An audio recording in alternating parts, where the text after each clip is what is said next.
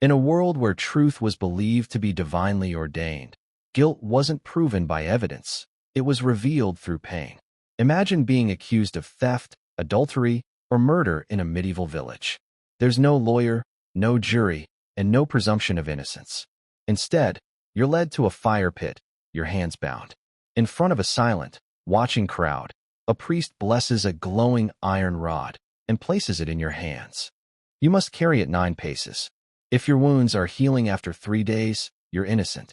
If not, you're condemned. This wasn't superstition. It was law. This was trial by fire, one of the most disturbing legal practices in European history.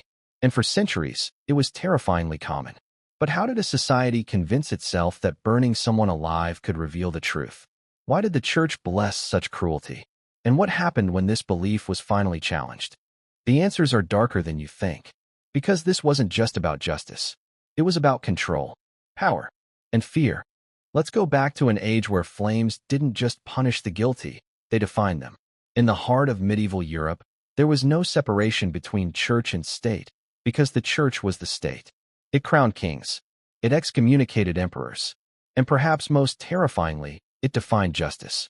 To understand trial by fire, we have to start at the top, with a church that saw itself not just as the pathway to God, but as the earthly hand of divine will.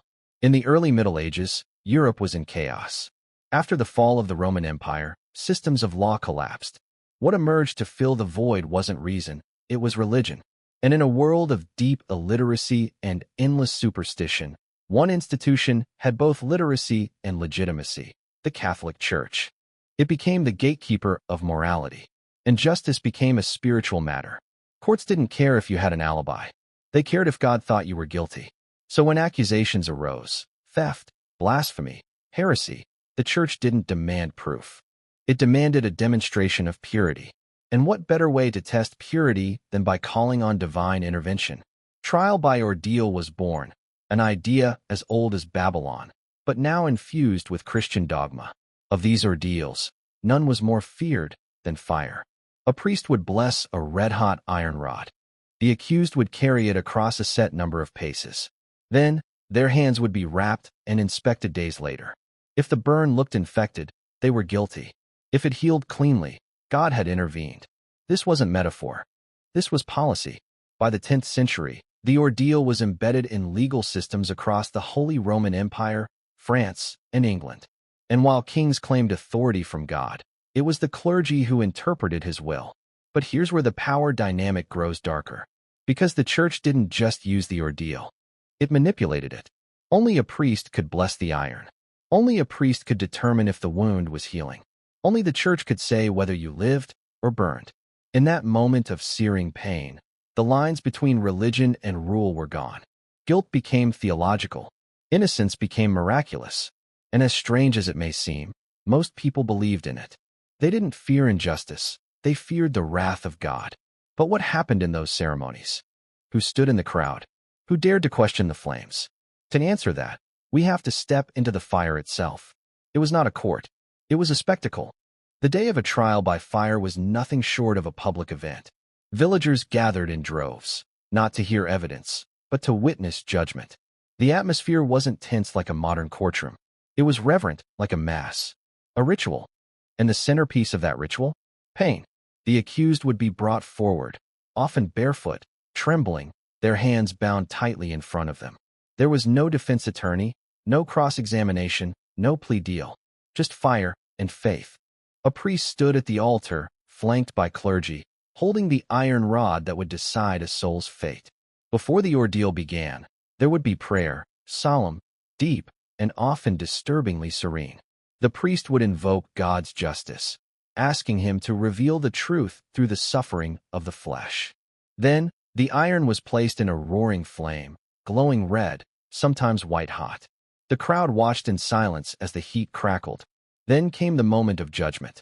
The accused would step forward, and with holy water dripping from their brow, they would grasp the iron with both hands, walk 3, 5, sometimes 9 paces, and place it back on the altar. The screams were not considered evidence. They were expected. The hands, now scorched and blistering, would be immediately wrapped in clean linen, often by the same priest who blessed the iron. Then, they waited. 3 days of silence. 3 days of infection. 3 days of divine consideration. On the third day, the priest would unwrap the bindings and examine the wound. If the burn was healing, with little pus or discoloration, it was deemed a sign of divine innocence. The accused walked free, often praised as protected by God. But if the burn festered, as burns often do, they were declared guilty. No appeals. No reconsideration. They were punished. Fined, flogged, exiled, or executed. In some versions, the ordeal wasn't just with an iron rod. Others included walking barefoot over red-hot plowshares, plunging a hand into boiling water to retrieve a stone, even carrying burning coals in one's clothes. Each variation followed the same logic. Pain was purifying. Fire didn't just hurt, it cleansed. And it wasn't just about the accused. The community needed this ritual. They needed a resolution. The fire gave them one. But as the ordeal grew more widespread, the church began to codify it. Manuals were written for priests. Specific prayers. Exact temperatures. Even measurements for how long the iron should be carried. This wasn't mob justice. It was organized cruelty. And yet, even in this system of sacred violence, patterns began to emerge. Some people seemed more likely to face the flame than others, especially if they were poor, powerless, or women. Because in the eyes of medieval justice, some people were born suspicious, and the fire didn't care. To modern eyes, it's madness. The idea that burning someone could reveal truth feels primitive, even monstrous. But to the minds of medieval Europe, it was perfectly rational, because their logic wasn't built on science. It was built on divine intervention. Pain wasn't evidence of guilt or innocence. It was the medium through which God spoke. The body became a sacred canvas, and wounds were messages from heaven. And this belief wasn't fringe. It was foundational. Theologians of the era argued that since God was all-powerful and all-knowing, he would never allow an innocent person to suffer unjustly. Therefore, if a person emerged from an ordeal with healing wounds, it was because God chose to protect them. The reasoning went like this. If you were innocent, God would shield you from harm. If you were guilty, he would allow your wounds to worsen. In other words, fire could not lie. This wasn't just blind faith. It was used as legal precedent. Kings, nobles, and priests cited divine justice to avoid making tough decisions.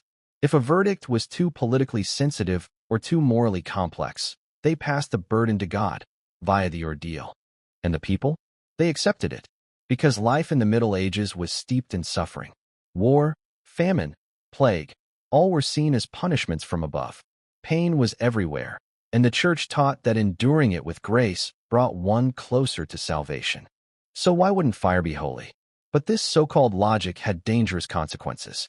It created a justice system where the outcome was predetermined by physiology. Think about it. Some people naturally scar faster than others.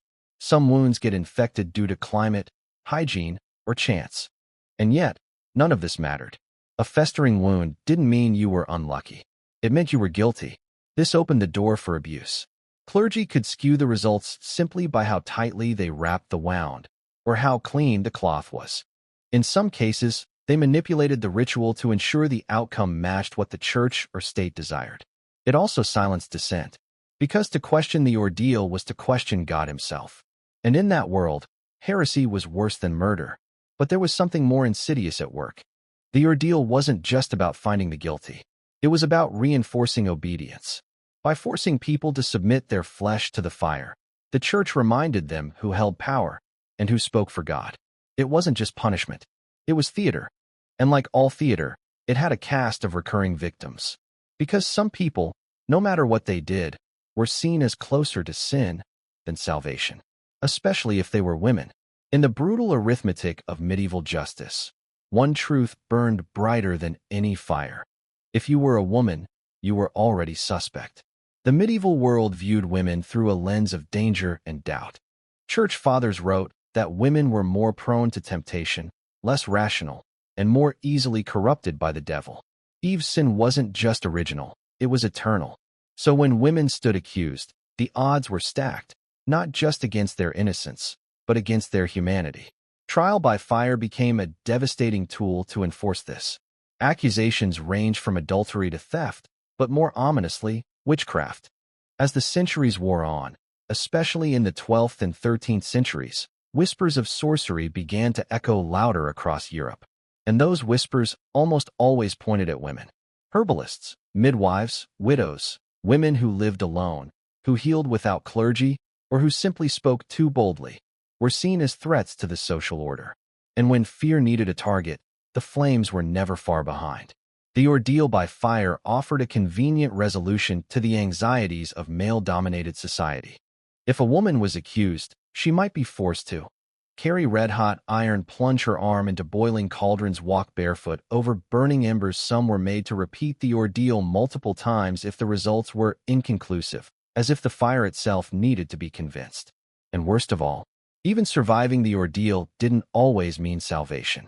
Women who were declared innocent could still be ostracized, feared, or branded as witches who'd made a pact with the devil to withstand the pain. The irony was sickening. If you burned, you were guilty. If you didn't burn, you were probably guilty. This wasn't just a flaw in the system. It was the system. Because trial by fire didn't exist to discover truth, it existed to protect hierarchy. The male clergy, the patriarchal order, the fearful masses. And in that structure, women who broke the mold, even slightly, were treated as dangerous anomalies. But the flames didn't discriminate only by gender. They burned the poor faster than the powerful. They punished those without connections, without allies, without a priest willing to whisper doubt before the iron cooled. It was a weapon dressed in liturgy, and it destroyed countless lives. Some of those stories, remarkably, survive. Fragments in parchment, marginal notes in abbey records, testimonies that were meant to be forgotten, but weren't. Because some people did walk through the fire. Some survived, and their stories are as haunting as the screams they left behind. It's easy to think of trial by fire as abstract, a ritual lost to the centuries. But real people felt the heat. Real flesh blistered. Real verdicts were burned into history. And a few survived. Among the rare accounts that echo through time, one case stands out, preserved in a 12th century chronicle from England. A woman named Emma of Worcester was accused of stealing from the local cathedral treasury. No one saw her do it. There was no proof, just suspicion, and her misfortune of being both a widow and poor. The bishop demanded divine judgment. Emma was ordered to undergo the iron ordeal. She was to carry a burning rod across a small open space in front of the abbey, with the entire village watching. She prayed for days. She fasted. And on the day of her trial, she walked the paces, clutching the searing metal, lips silent despite the agony. 3 days later, the priests unwrapped her bandages. Miraculously, her wounds had not festered. They were healing. She was declared innocent. But Emma's story didn't end in triumph. Though cleared by divine fire, she remained branded by suspicion. Whispers followed her. She moved to another village to escape the rumors. Because the ordeal may have spoken, but people still believed what they wanted to believe. Another case, even more chilling, comes from Germany in the late 1100s. A man named Dietrich was accused of murdering a merchant. With no witnesses and no confession, he was given the boiling water ordeal. He had to plunge his arm elbow deep into a cauldron and retrieve a stone from the bottom. His skin peeled off in ribbons. Days later, his arm was wrapped in festering cloth, the pain unbearable. When it was unwrapped, the wound was raw, angry, infected. He was declared guilty. Dietrich swore his innocence to his dying breath. The next month, the actual killer was caught, confessing under a separate accusation for an unrelated crime. But Dietrich's fate was sealed. Because by the logic of the time, if fire condemned you, even if you were innocent, it was still your fault. Maybe you had sinned elsewhere. Maybe God was punishing you for a secret. This belief system was airtight. No one escaped its grip. And then there were the cases we'll never know. The names lost. The screams unrecorded. The peasants and beggars who didn't even get a chronicle entry, just burned hands, ruined lives, and early graves.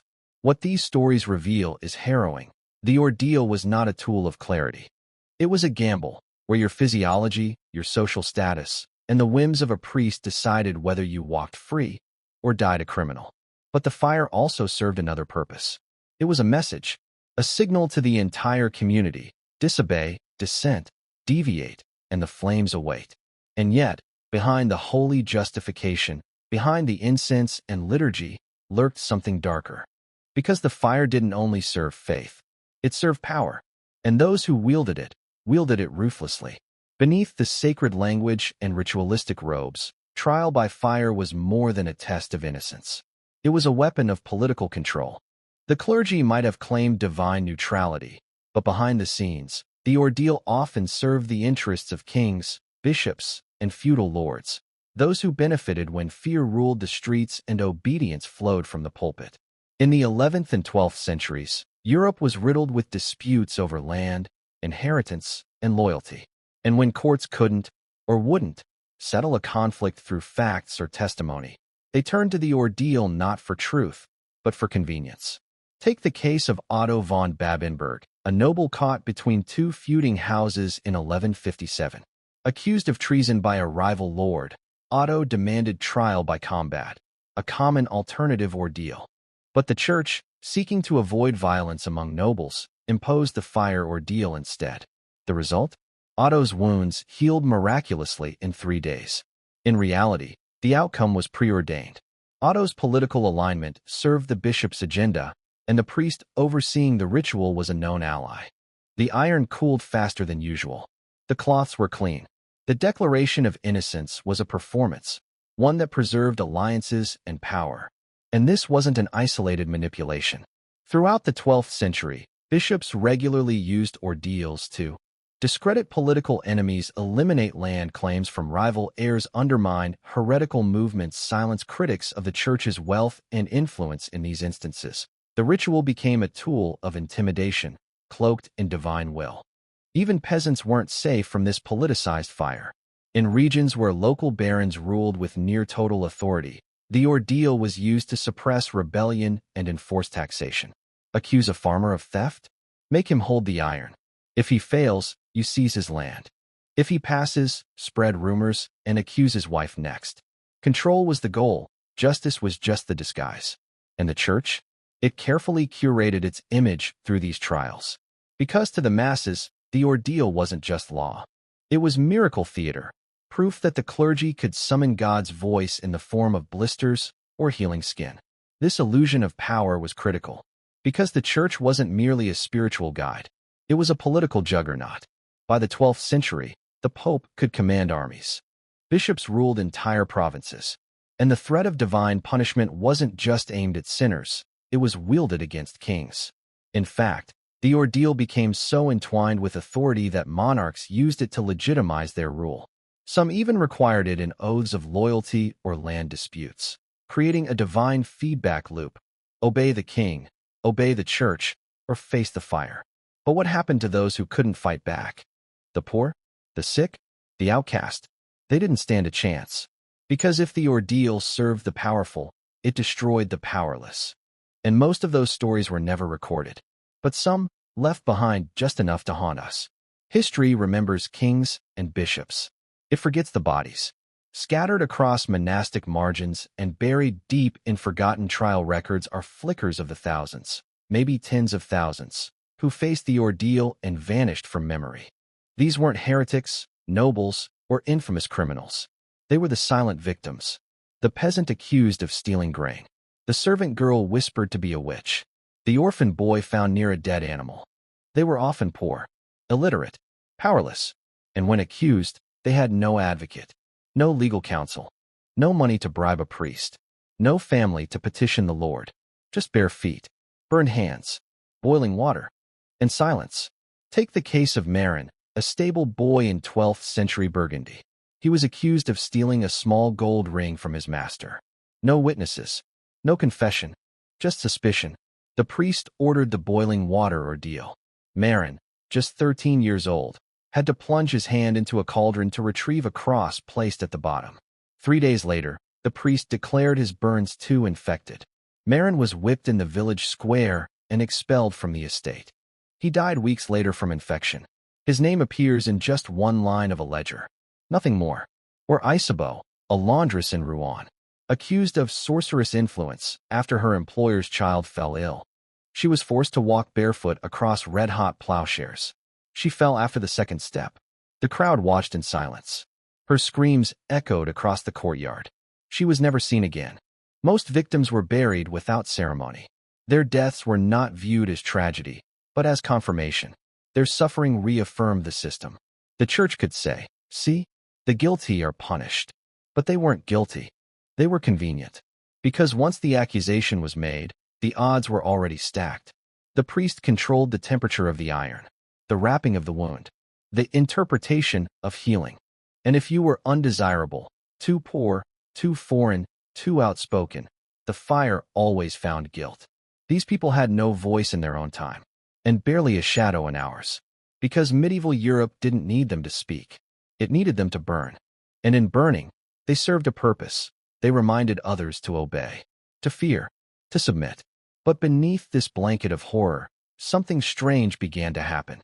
As literacy grew and the first legal scholars emerged, doubts crept in. Quiet, cautious, but persistent. Some priests began to question the ordeal. Some nobles began to see it as unreliable or politically risky. And in one of history's most dramatic reversals, the fire that had defined justice for centuries began to go cold. For centuries, fire was truth. But in the early 13th century, something shattered that illusion. And it came, not from rebellion, not from revolution, but from the very institution that upheld the flames. The Catholic Church turned on its own ritual. It began quietly. Behind closed cathedral doors, scholars whispered that the ordeal had grown problematic, inconsistent, politically volatile, and most dangerously, uncontrolled. Theologians in Paris and Bologna, emboldened by the rebirth of Roman legal thinking, started asking uncomfortable questions. What if the priest manipulates the ritual? What if the wound heals due to natural causes? What if God does not intervene at all? These weren't just academic musings. They were spiritual crises. The most powerful moment came in 1215, during the Fourth Lateran Council, a gathering of over 1,200 bishops, archbishops, and church officials from across Europe, summoned by Pope Innocent III. Among its many sweeping reforms, clerical celibacy, confession mandates, codification of canon law, was a decree that sent shockwaves through the legal world. Clergy were forbidden from participating in trials by ordeal. No more blessings of iron. No more priests wrapping wounds. No more divine declarations from the pulpit. Without the church, the ritual lost its soul. The effect was immediate. Across the Holy Roman Empire, trial by ordeal was suspended. In England, King Henry III formally banned the practice by 1219. Even in the far reaches of Scandinavia, the flames began to fade. This was not just a legal shift. It was a theological rupture. For centuries, the church had claimed God judged through fire. Now, it was admitting, at least implicitly, that God never did. Some priests resisted. Some communities clung to the practice in secret. But the tide was irreversible, and not everyone was pleased. For many commoners, the ordeal had provided closure. It was brutal, yes, but final. And in a world without forensic science or fair trials, it offered something to believe in. Now, that belief was gone. In its place, man-made justice. Secular courts began to rise. Evidence, oaths, and testimony became more important. Trial by jury, once a fringe concept, gained traction, especially in England, where it would become the foundation of modern law. But don't mistake this for progress alone. The end of the ordeal didn't mean the end of cruelty. Torture chambers replaced fire pits. Witch hunts surged, especially in Protestant regions. New forms of proof emerged, some even worse than the old. But something fundamental had changed. The church, once the arbiter of fire, had stepped back. And in doing so, it admitted a quiet, chilling truth. For centuries, it had been wrong. The fire hadn't judged. It had punished. But the embers still glowed in the dark, in whispers, in fears, in laws that lingered longer than we care to admit. Because some places didn't let the flame go easily. And in some corners of the world, they still haven't. The church had withdrawn. The iron had cooled. The courts had evolved.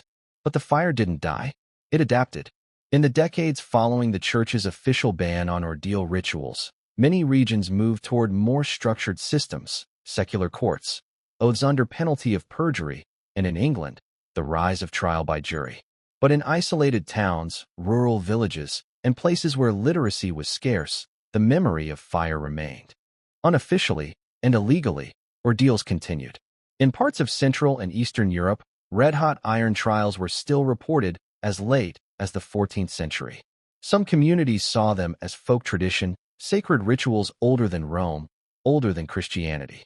Clergy no longer blessed the iron, but they winked and looked the other way. And in places where fear trumped law, trial by fire persisted in shadows. Even beyond Europe, echoes of the ordeal found new life. Across cultures, the idea of pain as proof has emerged in eerily similar forms. In West African tribal law, some communities practiced ordeals by poison, where suspects drank toxic brews, believed to react differently in the guilty. In colonial-era India, women accused of infidelity were forced to hold red-hot metal or walk on coals, a practice known as Agni Pariksha, or trial by fire, rooted in ancient Hindu epics. In parts of pre-modern Japan, similar rituals involved scalding water or heated iron in religious tests of purity. Though culturally distinct, they share one haunting thread: the belief that pain can purify. Even in the modern West, this logic hasn't disappeared, it's evolved. Look at the 17th century witch trials in Europe and colonial America. Though the fire ordeal had faded, its spirit lingered in tactics like dunking tests, where women were tied and thrown into water. Floating meant guilt, sinking meant innocence or death. Touch tests, where accused witches were brought before the afflicted to see if physical contact triggered fits. No fire, but the same irrational faith in physical reaction as divine proof. In a perverse way, the ordeal never needed iron. It just needed fear, a scapegoat, a crowd willing to watch. Even today, the psychology persists. Modern societies may not wield red-hot rods, but public shaming, online mobs, and trial by media reflect that same hunger for quick justice, spectacle over evidence, emotion over truth. We've traded fire for headlines, blisters for backlash, but the instinct is old and still dangerous. Because if history teaches anything, it's this: when people feel powerless, when the system feels distant, they turn to symbols, to rituals, to punishment that feels like justice, even if it isn't. The final embers of trial by fire glow in these modern rituals. Dimmer, yes, but not gone. And before the flame can ever be extinguished, we must ask, what have we really learned? The fire may be gone, but the scar remains. It lingers in our systems, our instincts, our need to see pain as proof, suffering as certainty. Trial by fire was never truly about guilt or innocence. It was about control, about silencing the doubted, about wielding fear as divine authority. It began with faith, the belief that God would speak through flame. But it survived through fear, the kind that keeps people obedient, compliant, and terrified of standing out. For centuries, men and women were forced to burn just to prove they were telling the truth. Not because their voices weren't enough, but because the system was never designed to listen. It was designed to watch them suffer, to make a public example, to make a point. And yet, the true horror of the ordeal isn't just its brutality. It's that it was believed by priests and peasants, by rulers and ruled, by the innocent who prayed not for fairness, but for a miracle. That belief created a world where wounds were evidence, where fire became a courtroom, and where healing was hope. But that world never truly disappeared, because even now, we live in systems that confuse punishment with justice, that look for pain, not proof, that demand suffering before they offer sympathy. Every time we rush to judgment, every time we declare someone guilty without due process, we relight that ancient flame. So ask yourself, would you pass the ordeal? Would your truth survive the fire? Or would you, like so many before, be left with nothing but the scars and silence? Because history doesn't just repeat. Sometimes it burns. We often think of history's horrors as distant, unrecognizable. But the story of trial by fire reminds us how easily belief, fear, and power can combine to justify the unthinkable. A society that trusted flames over facts, that called suffering divine, that turned justice into a spectacle. It's easy to condemn the past, but far harder to confront the echoes of that past in our present. In systems that still fail the vulnerable, in the hunger for punishment over truth, and in the terrifying ease with which crowds still demand a burn before they seek balance. If this story shook you, if it made you think, or made you feel something, then share it.